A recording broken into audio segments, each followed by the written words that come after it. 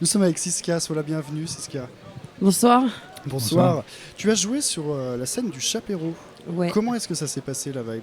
C'était super, franchement, je m'attendais pas à ça parce que c'était à 13h. Ouais. Donc on s'est réveillés pas beaucoup avant.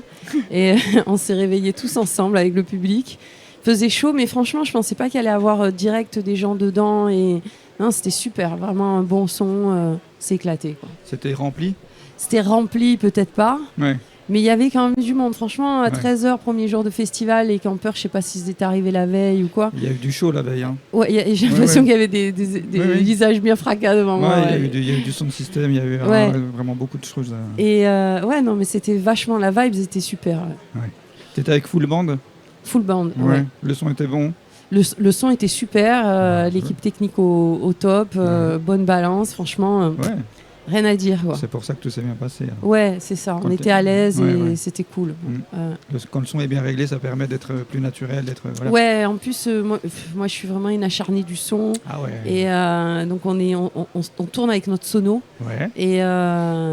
Et donc on a vraiment une exigence là-dessus. Et c'est vrai que quand ça se passe bien au niveau du son, tu te lâches plus, t'es à l'aise, quoi. Tu vois, il y a plus de dynamique dans la musique et du coup tu joues pour de bon, quoi. Voilà. Tu es pas juste pour performer, quoi. Tu vois, tu te fais plaisir.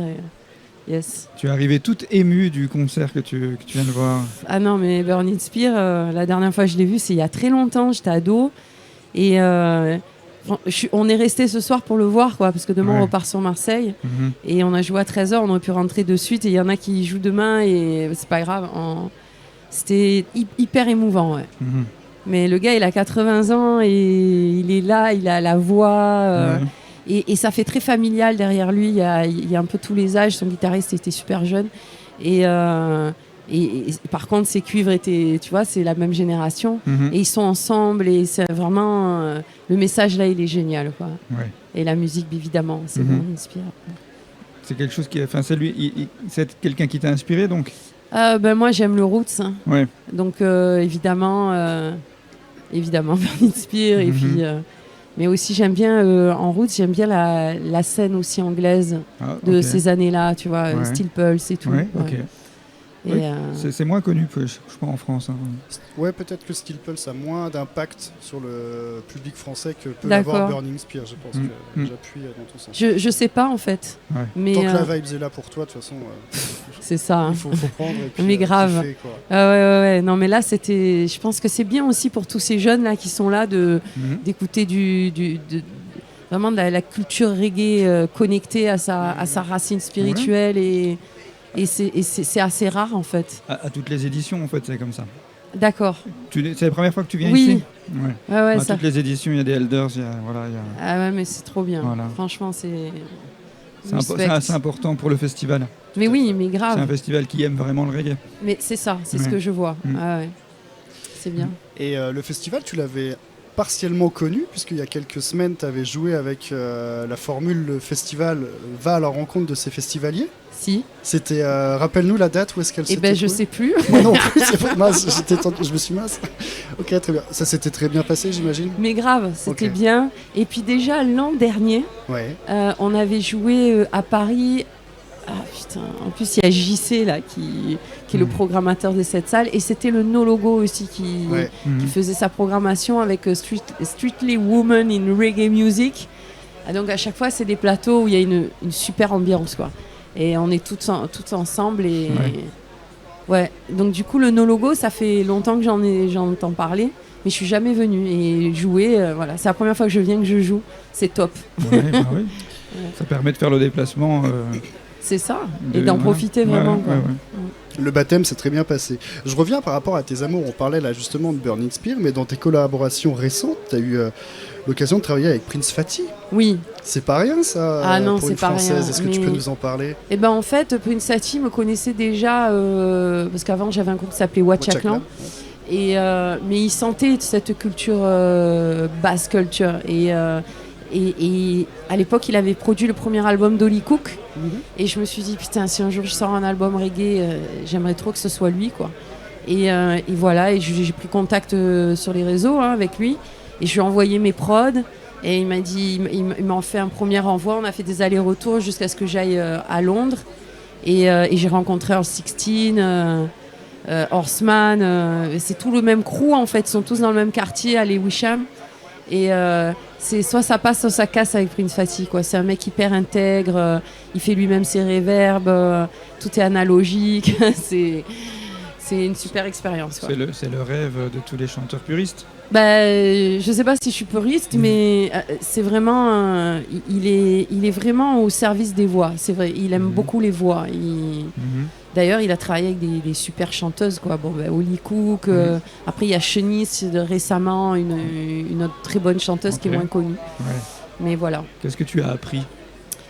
Eh ben, en fait, j'ai appris à prendre du recul, parce qu'en fait, c'est des légendes de la production, ces gens-là, et ils ont aucune pression. En fait, tu vas les voir pour ce qu'ils savent faire, et je pense qu'ils te calment, tu vois. Et moi, c'est ça, il m'a donné confiance en moi, et parce que moi, j'ai l'habitude de faire des choses un peu... Longtemps avec Watcha Clan, j'ai fait de la recherche, en fait, tu vois. Pour moi, le studio, c'était un laboratoire musical. Donc là, il fallait que j'enlève toutes les couches d'oignons et que je revienne à quelque chose d'essentiel. Et c'est pour ça que je voulais refaire du reggae, en fait. C'est pour revenir à remettre la prise à ce qui est essentiel dans la musique. Et avec lui, je crois que j'ai compris des choses que j'aurais mis des années pour accéder à cette conscience, en fait. Parce que Prince Fatty, c'est pas qu'un producteur, c'est quelqu'un qui baigne vraiment dans... C'est un Italien, mais il baigne dans le rastafarisme, en fait. Et il est super bien entouré, tu vois. Ça veut dire que tu as mis moins de couches vocales, tu as fait moins de bacs en plus, moins d'arrangements fuckés, moins de... Et aller à l'essentiel, faire des mélodies plus simples, mais peut-être, tu vois, c'est... Pas essayer de faire des riffs de cordes de... Moi, voilà. Et du coup, c'était du one-shot, tes prises de son y avait du one-shot, mais il n'y a pas que du one-shot. Mais c'est vrai que Fatty, il n'édite pas beaucoup. Alors que moi, quand je travaille seule, j'édite beaucoup. Mais parce que c'est de la recherche aussi. Je me dis, ah putain, là, j'aime bien cette mélodie, j'édite, et après, je refais en one-shot, tu vois. Ok. Ouais. Tu fais une edit marketing. Oui, c'est ça, je fais une édite créative, j'ai envie de dire, tu vois, c'est ça. Mais après, c'est mieux le one-shot. Mais des fois, j'avoue, je coupe. Mais bon, on essaie de le faire le moins possible. Et voilà. Mais je suis pas Earl 16, tu vois, Earl 16, il arrive, même pas il échauffe la voix. Waouh, ça, c'est impressionnant. Ah ouais, grave. C'est des leçons, quoi. Et donc, tout ce que tu as enregistré maintenant, c'est fait pour ta carrière qui se développe. Ouais, c'est ça. Voilà. Non, mais moi, je suis au début du chemin, là, en reggae musique, donc... Mais tu as envie d'aller vers du professionnalisme. Ah, mais je suis intermittente depuis 25 ans, tu vois. Parfait. Avec Watcha Clan, je faisais 100 dates par an, mais pour moi, faire du reggae, c'est revenir à mes racines, parce que c'est en rencontrant la communauté Rastaman, en fait, que j'ai fait de la musique et que j'ai tout laissé tomber, en fait. Et ça, c'est à Marseille. Ça, c'est à Marseille. Il y avait une grosse communauté Rastaman à Marseille, beaucoup d'Antillais, d'Africains qui ont planté les graines de reggae musique. Et après, Marseille, début 2000, c'est devenu vraiment une ville reggae. Il y a eu beaucoup de groupes. Raspiga, Ganja Mind et tout. Et moi, en fait, à ce moment-là, avant, j'étais beaucoup avec tous ses frères et ses sœurs. Et dans les années 2000, moi, j'ai viré, en fait. Je suis partie dans un truc beaucoup plus électro parce que j'avais besoin de me chercher. J'étais jeune, quoi. Tu vois, et c'est pour moi, c'est de la maturité, faire du reggae, tu vois. C'est un long chemin. Ok. Tout à l'heure, on a eu un jeune sur ce canapé. Yes. C'est TLR. Ouais. TLR, ouais. TLR. Bah donc voilà, lui, il en veut. Mais bien sûr. Il pense à sa carrière. J'ai l'impression qu'il y pense constamment. Quoi. Pour lui, voilà, c'est jeune ou pas jeune, c'est voilà. Il faut faire les choses. Et il faut faire les choses, il faut passer à l'action. Et puis surtout, chacun son chemin. Tu vois, ça, c'est vraiment Rastaman. Te compare pas. En plus, on fait de l'art. Tu vois, on fait de la musique, donc. Faut vraiment être, je pense que la première chose à faire, c'est être en connexion avec soi-même et savoir ce qu'on veut dire. On dit aligné avec soi beaucoup. Oui, voilà, aligné. C'est un mot à la mode, être aligné avec soi. Ouais, non, mais c'est juste. Ouais, c'est ça. Tu es aligné avec toi-même, musicalement, en tout cas. Comment ? Musicalement, en tout cas, tu l'es. Oui, c'est ça, ouais. Et puis, si je te dis, reggae music, pour moi, c'était un long trajet parce que c'est aussi un cheminement spirituel, c'est un cheminement je sais pas, d'hygiène de vie, j'allais te dire. Tu es dans la foi Rasta. Je sais pas si je suis dans la foi Rasta. Alors ça, c'est un truc qui a fait que je suis partie que j'ai fait Ouachaklan, c'est que quand j'ai rencontré les Rastas, là, j'avais 16-18 ans, et en fait, putain, je me dis, j'ai pas eu la révélation, quoi. Ouais. Et ça me faisait travailler beaucoup. Et en fait, je me suis dit, je suis pas prête à faire du reggae, je suis partie faire cette espèce de fusion électro-world, et aussi pour chercher une identité. Et puis là, avec le confinement, j'ai beaucoup refait de cérémonies Naya Bingi, et c'est ça qui a été le déclic, en fait. Je me suis dit, putain, mais... Ouais, ça te parlait, quoi. Ouais, en fait, j'avais envie de revenir à cette musique-là parce que Ouachaklan, pour moi, ça, c'était une époque de vie et j'ai évolué, j'ai changé et il fallait que ma musique elle change aussi, quoi. Et c'est pas facile parce que tu recommences le chemin, tu vois. Mais c'est ça.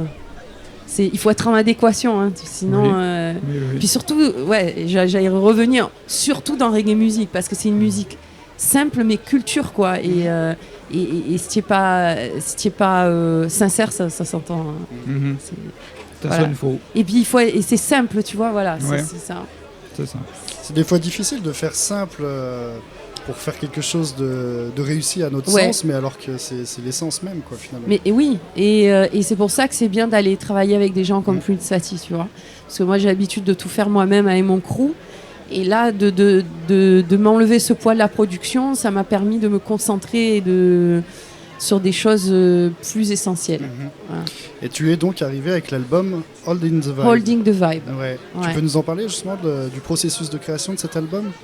Il y a des chansons que j'ai écrites depuis des années, il y en avait d'autres qui étaient très très récentes.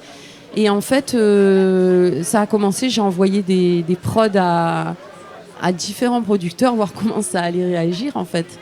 Donc, et franchement, quand Punsati a réagi, je suis rentrée dans le truc et ça m'a... En fait, il y a plein de prods que j'avais fait avant, de mélodies de voix. Quand lui les a produits, après il me les a renvoyés, puis j'ai tout rechangé derrière, tu vois. Parce que je me suis dit, non, je vais pas faire ça, il a fait ça, je vais le suivre, c'est moi qui dois aller dans sa direction. Et voilà, ça a été avec Prince Fatty, donc c'est la plupart des compos et des prods. Mais après, j'ai rencontré l'an dernier, j'ai joué au Sunska Festival, et j'étais comme avec vous, en train de faire des interviews, et je savais pas que les mecs qui étaient en face de moi, c'était des musiciens. Et en fait, ils m'ont envoyé des prods un mois après, et j'aurais dit, mais non, mais tu vois, moi je suis en train de terminer mon album...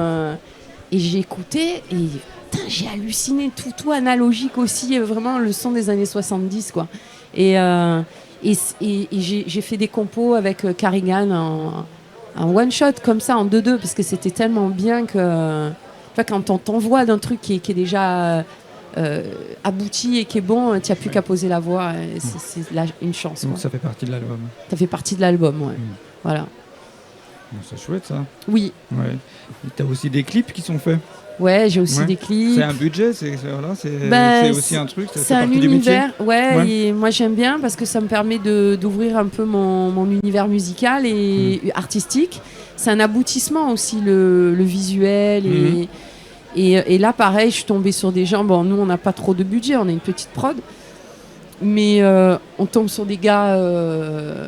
je sais pas, il y a un truc qui se passe et du coup après ça met du temps aussi, c'est pareil. Ah, bah oui, c'est tu le tournes un jour et puis tu le sors. Enfin, voilà. Mais je pense que quand tu sais vraiment pourquoi tu chantes et ces gars-là, ils trouvent comment, c'est des bons gars, ils trouvent comment te filmer, quoi, tu vois, et à raconter l'histoire avec toi. Ouais, c'est ça. Oui, il faut scénariser le truc. Hein. Après moi je fais pas des clips. Bon, on a fait un dessin animé qui est délirant. Alors franchement là, les gars ils m'ont... Et tu vois pareil, il n'y a pas beaucoup d'images parce que ça coûte une blinde sinon, tu vois. Mais le peu d'images qu'il y a, ils se sont gavés, quoi. Vraiment.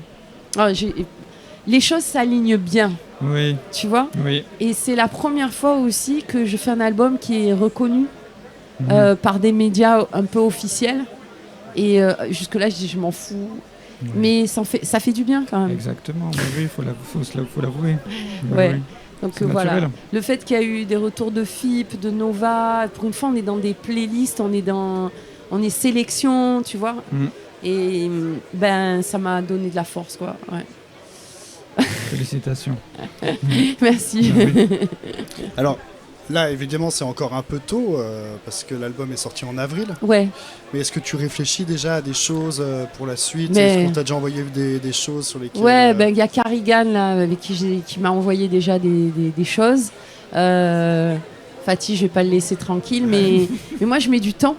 Je mets du temps à écrire, je mets du temps à trouver mes mélodies.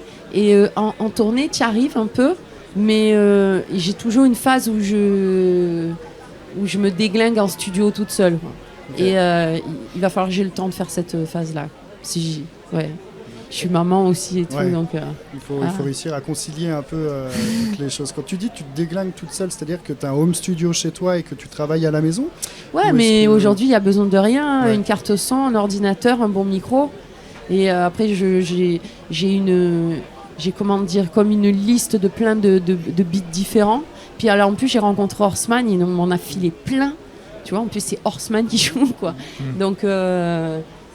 voilà, je travaille beaucoup seule avant parce que sinon les gens ils n'ont pas que ça à faire, quoi, tu vois. Et donc il faut aboutir un peu et faire son bonhomme de chemin et puis suivre sa route, quoi. Finalement. Ouais, et après une fois que tu penses que c'est bon à peu près, tu vas voir les autres, mais je les fais pas. C'est de la tribulation en fait, c'est long, quoi. Enfin après il y a des gens plus efficaces que moi sûrement. Hein, mais...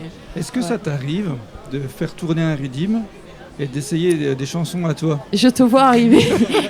Mais non, ça m'arrive pas, mais je veux bien. T'as envie d'essayer? Allez, on essaye. Hein? Alors la roue est là, je te laisse la tourner. Je suis dans un piège là. Ah, alors là. S'il n'y a pas du roots, les gars, je suis mal. Parfois on découvre des choses, parfois des chanteurs découvrent des choses sur eux-mêmes. Bestrick, c'est quoi ça? C'est un dancehall, je crois. C'est dancehall? Vous déconnez ou quoi? Bon, moi si ça vient.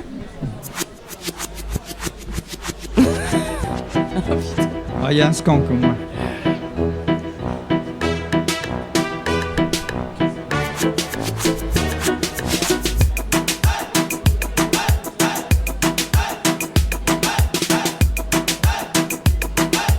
Ah, j'entends mal.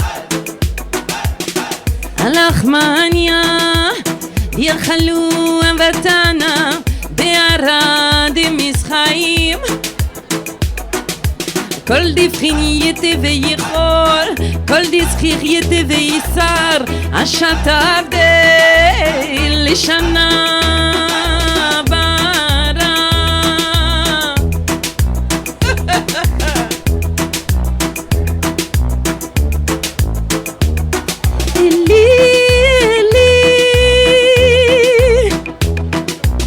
اللي شنا بارا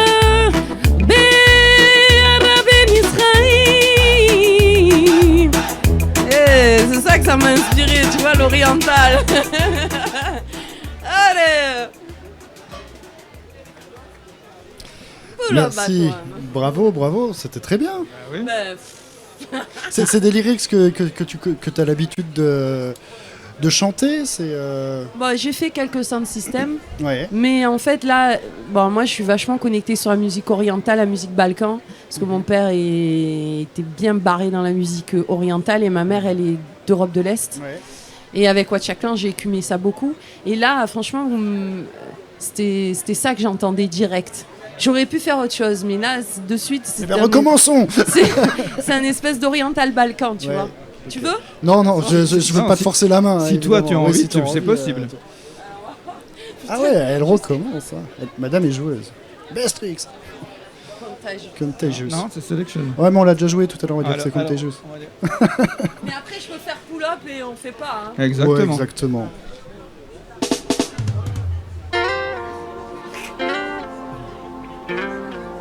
Ah ouais, ok.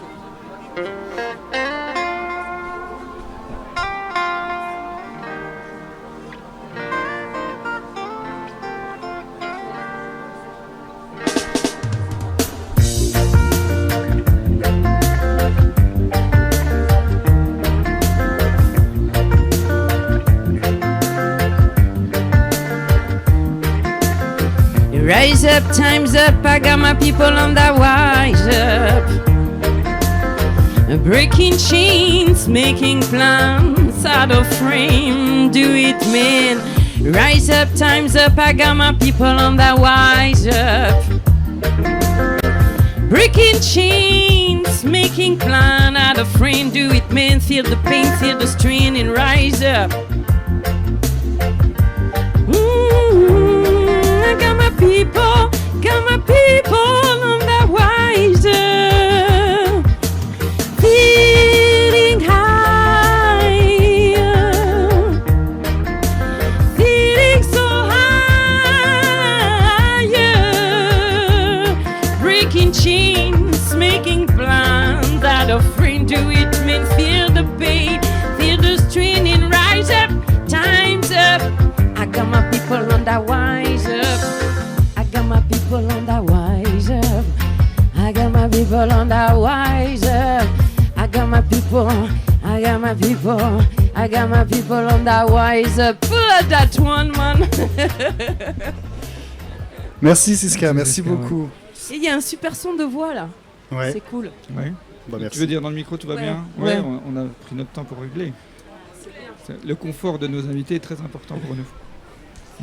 Yes. Comment tu vois ta fin de soirée là? Tu vas aller profiter? Tu repars demain, donc c'est ce que tu nous disais tout à l'heure. Mais on part hyper tôt et on conduit tous. Okay. Donc je vais pas trop tirer sur la corde parce qu'en plus moi je suis comme ça sur la route. Ah, oui. Et demain c'est samedi. Donc il y a tous les gens, tous les Retour touristes en vacances, possibles et tout. Et il y a plein du groupe qui rejoue demain soir. Okay. Donc franchement là avec Clinton Ferron, c'était déjà bien servi. Voilà. Non, j'ai tout eu là. Je suis trop contente. Super. Merci d'avoir fait un détour pour venir nous voir. Eh ben avec plaisir. Merci à vous. Vous avez l'air d'être d'une bonne équipe bien soudée là. Ah, oui. C'est vrai. Ben, merci. Tu pourras retrouver l'interview sur les réseaux plus tard. Ok. Si tu veux. Eh ben merci. On va jouer un morceau qui t'appartient pour finir cette interview. Okay. Je crois que c'est le morceau avec Horseman, justement. Ah, yes. Est-ce que tu veux le présenter? Skin to Skin. Oui. Horseman, en fait, il m'a débloqué mon morceau, en vérité. Parce qu'en fait, je tournais viré sur ce morceau et il a amené une vibe, ce qui fait que ça prend plus de légèreté. Ça parle d'amour, évidemment. L'amour hyper up et l'amour hyper down, c'est une grosse source d'inspiration. Et lui, avec son flow, il a donné cette petite légèreté, un peu à la Holly Cook, tu vois. Et j'adore ce morceau. Et c'est lui aussi qui joue. Voilà. Et ben on va écouter ça. On vous retrouve dans quelques minutes pour une nouvelle interview. On aura Maxo un peu plus tard et Twinkle. Et puis on est encore avec vous jusqu'à minuit sur Radio No Logo. Il y a encore de belles choses à découvrir sur le No Logo Festival.